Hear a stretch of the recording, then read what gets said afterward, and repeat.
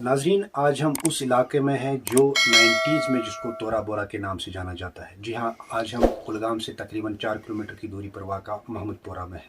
تو یہاں پہ جو ہے ارلی 19 میں کافی حالات جو تھے خراب تھے۔ یہاں پہ اکثر جو خبریں آتی تھی یا پتھراؤ کی یا ملٹری سے ریلیٹڈ خبریں آتی تھی، لیکن آج ہم اس شخص سے ملنے کے لیے آئے ہیں یہاں پہ جنہوں نے 1995 میں اپنا جو ہے شاعرانہ کا ایک راستہ اختیار کیا، تو اسی راستے پہ وہ چلے گئے اور انہوں نے اپنا جو ہے راستہ سٹارٹ کیا ہے۔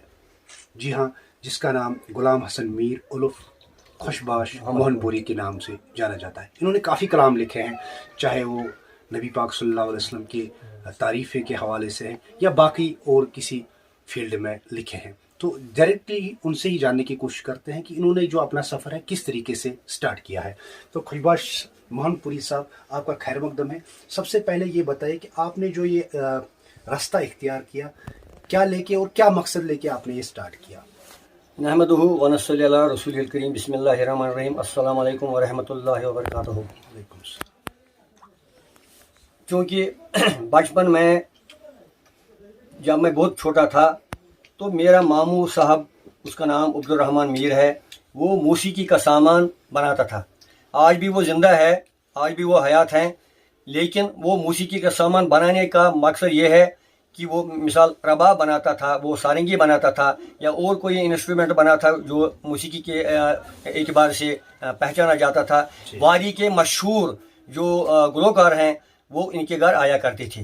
جب وہ آیا کرتے تھے وہ کسی وقت محفل بھی مناتے تھے، اور میرا شوق اسی سے پیدا ہوا، اسی دن سے پیدا ہوا۔ اور ساتھ ہی ساتھ ان کے گھر میں ایک روحانی بزرگ آیا کرتا تھا جن کا نام ہے محمد اکبر بٹ صاحب لائسو۔ وہ چونکہ 2004 میں رحلت کر گئے، یہ دنیا سے رخصت ہو گئی۔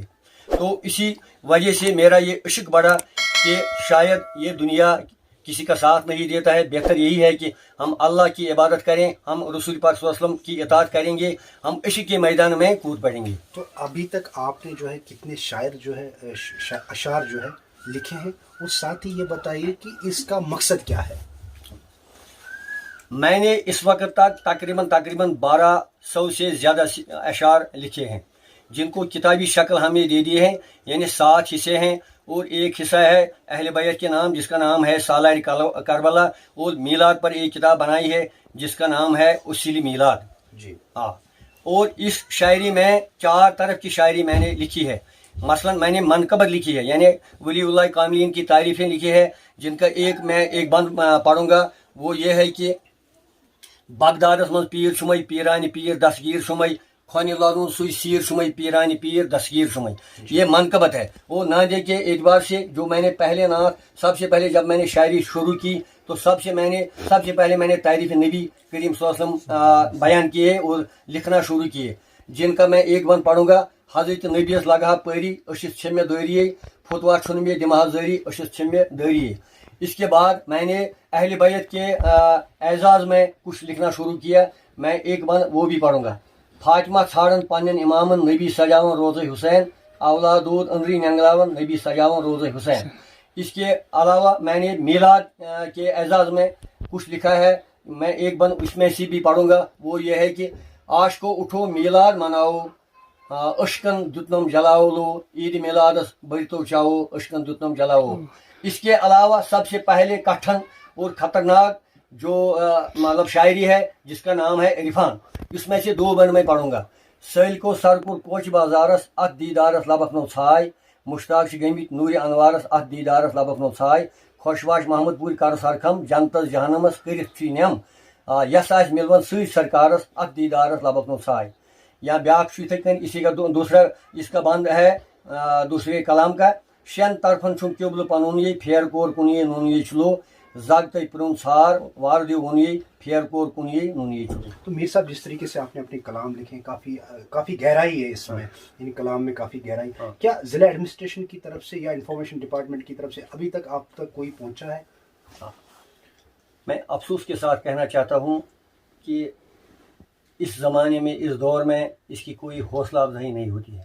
جی، کسی آفیسر صاحب نے، کسی منسٹر صاحب نے اس کی کوئی حوصلہ افزائی نہیں کی ہے۔ تو کتنے سال ہو گئے آپ کو یہ لکھتے ہوئے؟ یہ جو کلام آپ لکھ رہے ہیں؟ اس کو تقریباً 35 سال سے زیادہ میں. ابھی آپ کی ایج کیا ہوگی؟ اس وقت میری ایج 58 ہے. تو کیا میسیج رہے گی، ایک آخری سوال، کیا میسیج رہے گی آپ کو لوگوں کے لیے، کیا میسیج رہے گی؟